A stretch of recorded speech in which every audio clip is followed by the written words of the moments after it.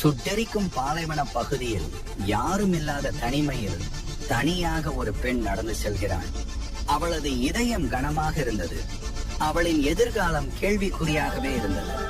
ஆனால் துரோகத்தின் கனம் மட்டுமே அவளை அழுத்தினது.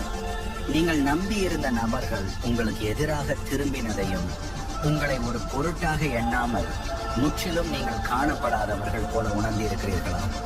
ஆனால் ஒருவர் அவளின் அங்கலாய்ப்புகளை பார்த்து கொண்டே இருந்தார். இது முடிவா அல்லது மிகப்பெரிய ஒன்றின் தொடக்கமா? இது ஆகார் மற்றும் அவளை கைவிடாமல் எங்கும் வியாபித்திருக்கும் காண்கிற தேவன் பற்றிய பைபிள் வரலாறு. இந்த அனிமேஷன் கதையை கடைசி வரை பாருங்கள். இதன் முடிவில் உங்கள் வாழ்க்கையை மாற்றப் போகும் 6 காரியங்களை நிச்சயம் கற்றுக்கொள்வீர்கள்.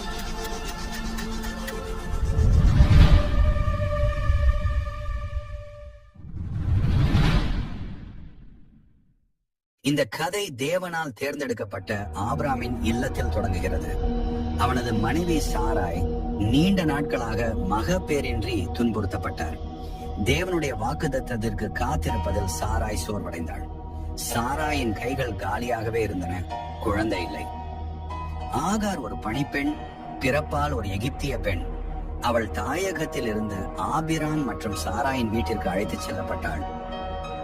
பின்பு ஒரு நாள், ஒரு இரவு, ஒரு முடிவு எடுக்கப்பட்டது. சாராய் ஆபிராமை நோக்கி, நான் பிள்ளை பெறாதபடிக்கு கர்த்தர் என் கர்ப்பத்தை அடைத்திருக்கிறார். என் அடிமை பெண்ணோடே சேரும். ஒருவேளை அவளால் என் வீடு கட்டப்படும். சாராயின் வார்த்தைக்கு ஆபிராம் செவி கொடுத்தான்.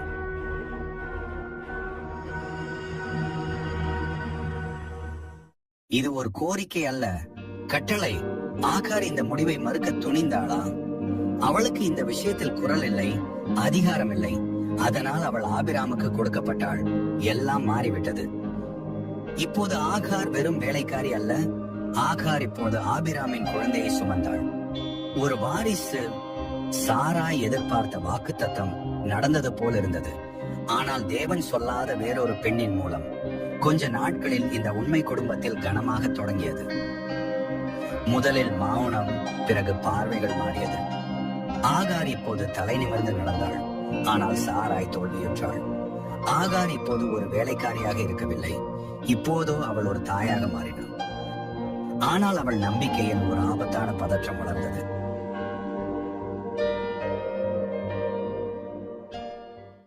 ஆகாரின் துன்பம் தொடங்கியது. கடுமையான நடத்தை, கொடுமையான வேலை நாட்கள். ஆகாருக்கு வேதனையாக வாழ்க்கை மாறியது. ஒரு நாள் ஆகார்